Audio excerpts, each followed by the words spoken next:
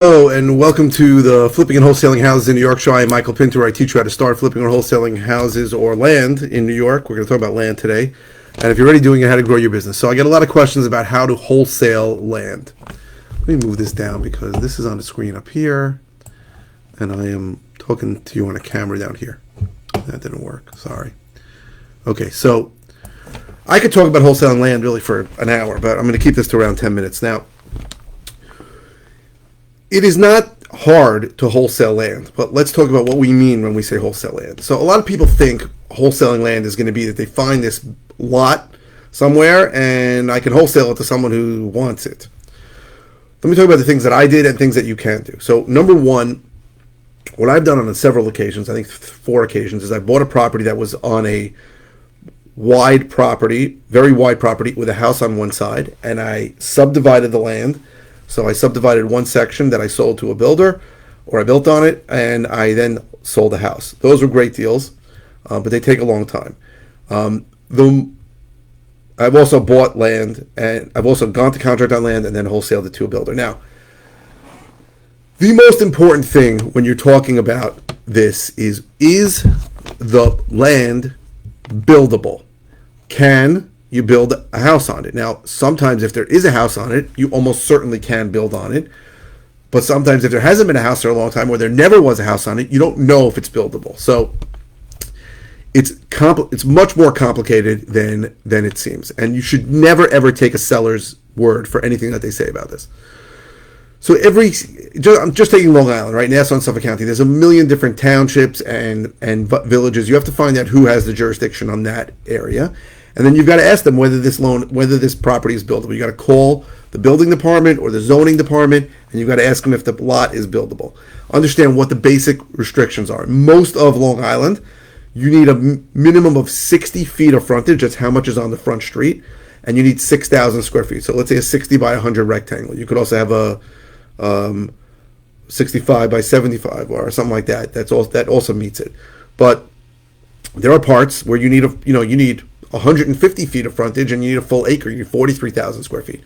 So you got to call and ask what the zoning requires and whether you can build on it. Also, the issue is it has to be a single and separate lot. So somebody might say, well, I'm selling my house and it's on an acre of land and you only need a half an acre, but you still need something. Anytime you're going to build on something that doesn't meet the zoning requirements, you need something called a variance.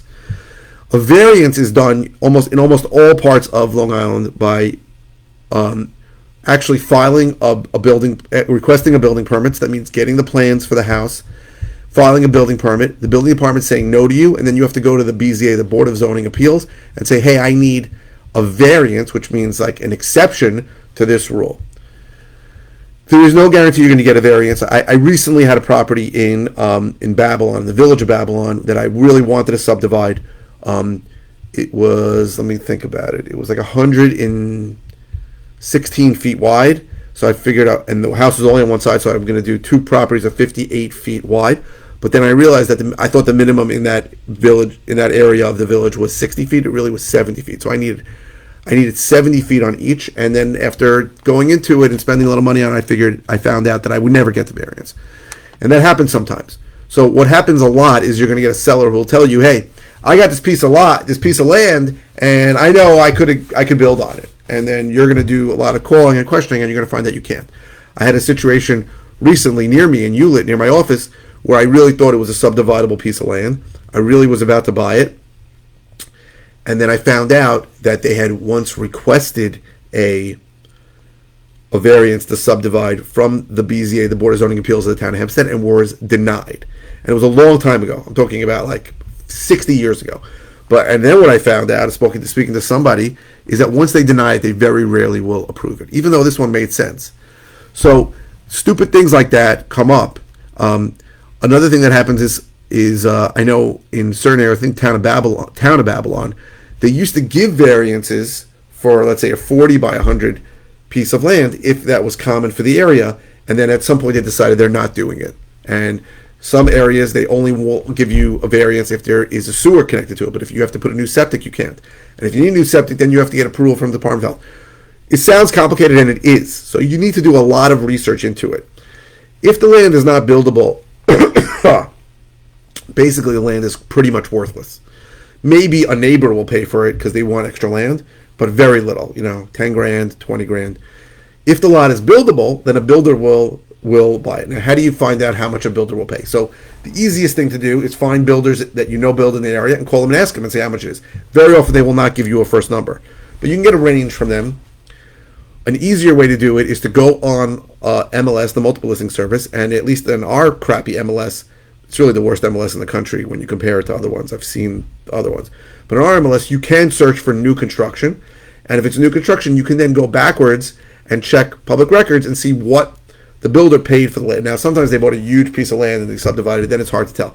But if they bought a house and they knocked the house down and built it and they paid $200,000 for it, then you figure they probably will be able to pay around $200,000 for your land. That's an idea to get the basics. I usually call. Calling is not easy. So on the MLS, you can find people who bought it. And let's say you can't see what they paid for it.